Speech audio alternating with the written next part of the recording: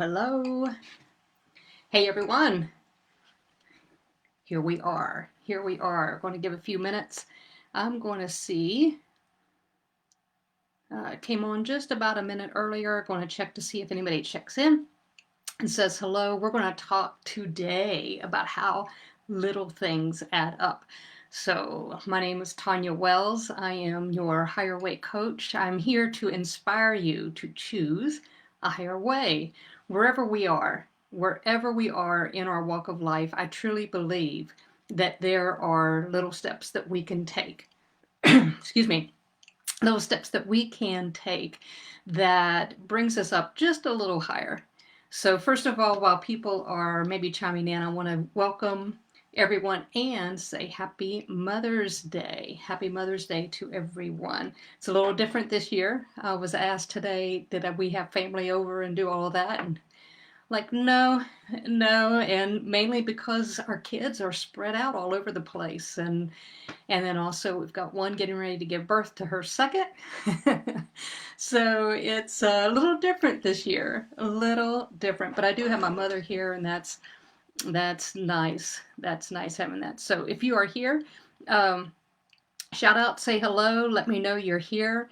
And as we talk today, and I say we because I really want what I'd like to see happen as we have these lives on Sunday afternoons. I'd like to for you guys to chime in as something comes up to your mind or heart as we're talking about different subjects. And so today, let's get started.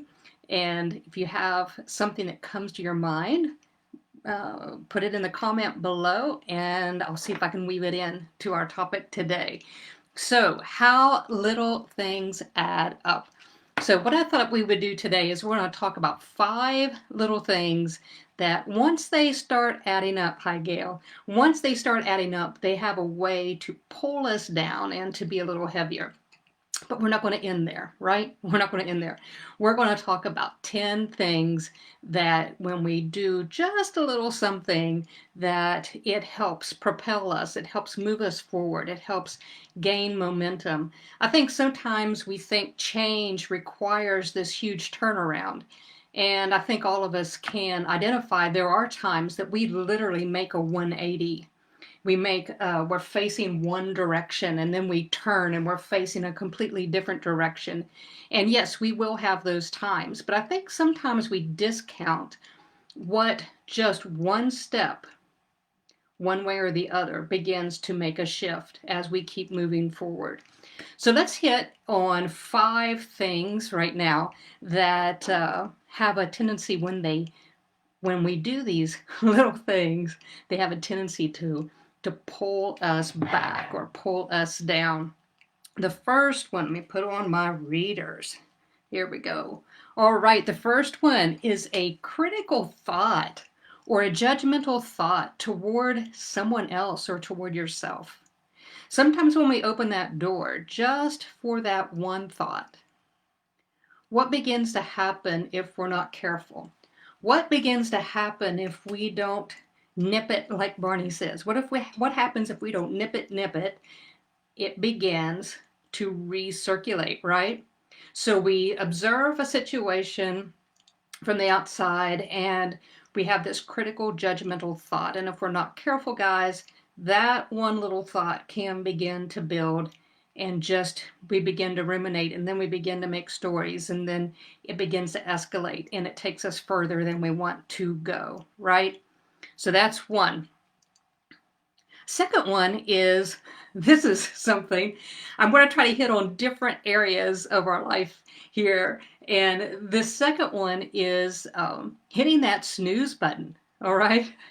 So you have these intentions and you're going to get up at a certain time, and maybe you set your alarm clock and that alarm clock goes off, and then you waver in your decision. Am I going to go ahead and get up, or am I going to hit that snooze button? And what happens when we hit that snooze button? I won't say 100% of the time, but a lot of times what happens is we might fall right back to sleep, or we'll lay there and then we'll hit it several times. Sometimes that first hitting the snooze, it opens the door to multiple times hitting that off, and then we wake up and we're still in that resistant mode of getting up, and it begins to set the tone for the day. So that's something that can be very, very small. We might not even think about it, but it can begin to build and add up. What's a third one that I wanted to mention? This has to do with our health and wellness, but that is what happens when maybe you've made the decision to cut back on sugar.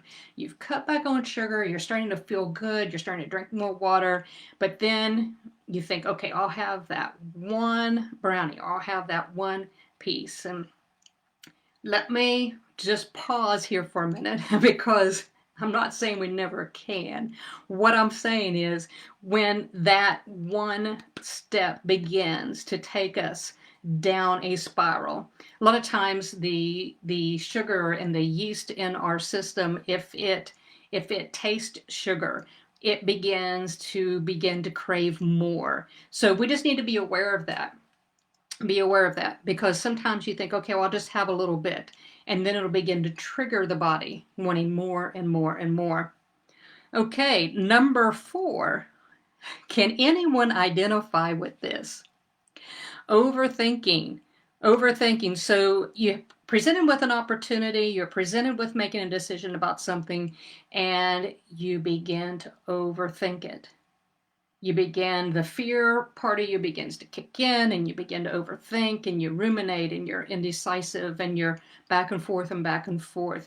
And the more that we begin to overthink something, sometimes then that can snowball and then begin to pull and bring us down. So number five is that you have some goals set financially. Maybe you've even determined that there's a certain amount of money you're going to spend that month. But you begin to purchase that one little thing. You think, well, I'll just get one coffee. For those of you who smoke, maybe you just get one pack of cigarettes, or that favorite snack that you like at the convenience store or whatever. But you think, okay, well, it's just one. It's just one.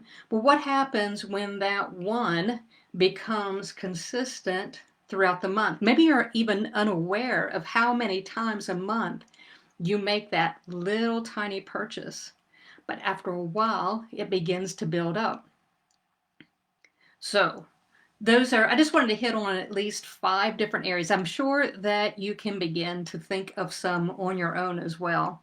So let's talk about 10. I want to double the number toward the positive, okay? So let's take a look at 10 things that if you just do just a little bit consistently, taking it. I love, whether you're in recovery or not, I love the whole concept of taking one day at a time. Even breaking it down to the moment. If you give yourself fully to the moment, if you give yourself fully to that one day, let's look at how we can do things that will add up in a good way in our life. So the first one I have is, how about a kind word? Have you thought about, say you're in a stressful, or there's a relationship that's kind of tense. It could be with your children, it could be with your spouse, it could be with a coworker.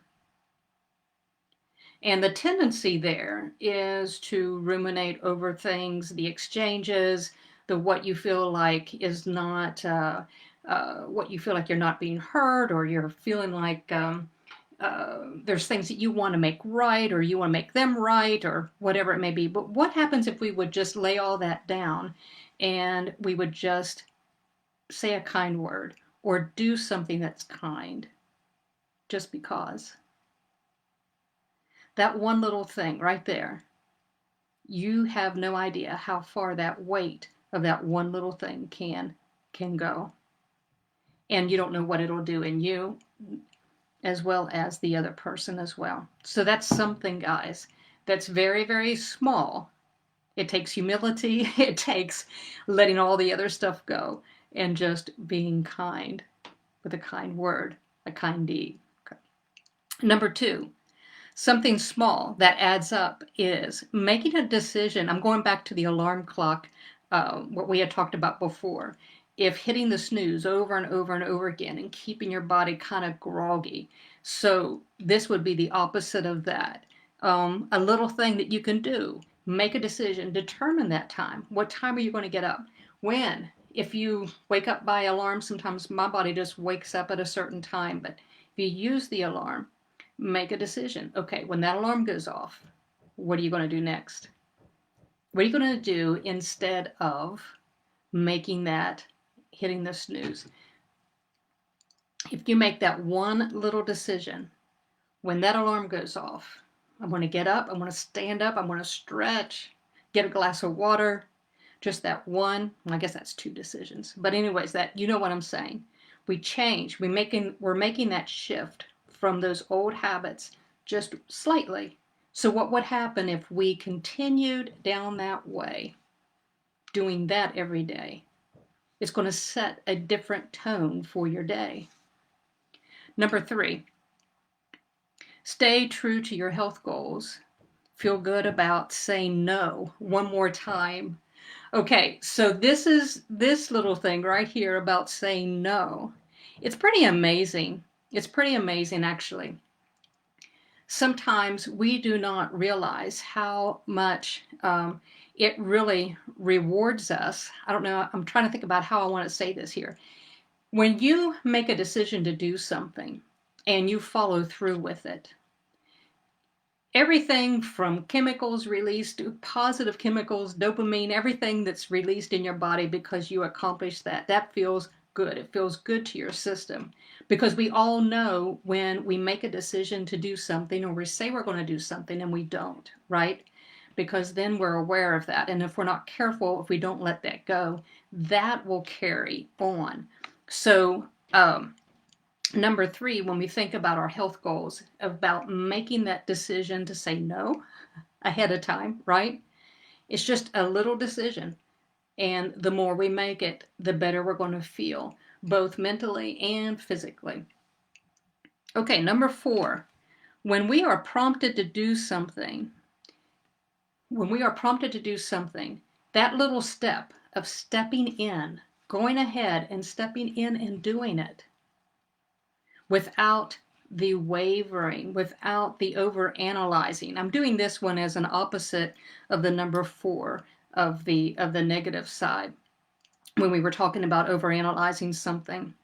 Actually, I say they, maybe the science or those that study how the brain works, they say that we have, when we feel that prompting internally to do something, to step forward, to call that friend, or to take that walk, or to get something healthy to eat, whatever it may be that's moving us forward, we have about a 3 to 5 second window to take action, to where it flows. So we have the thought and then we flow with it.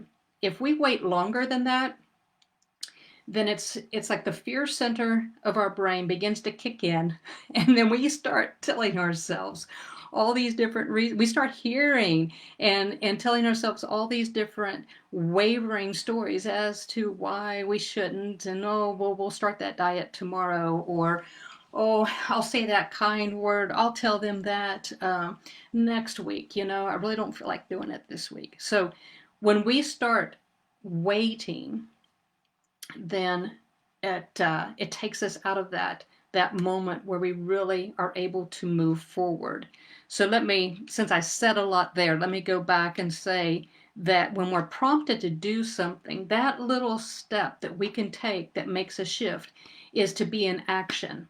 To be in action right then. To be in action. Okay, number 5, create intentions for the day. What do you intend to do? Take a few moments the night before and set your intentions. This was something that was very, very foreign to me for a long period of time. And I thought going with the flow was that, going with the flow.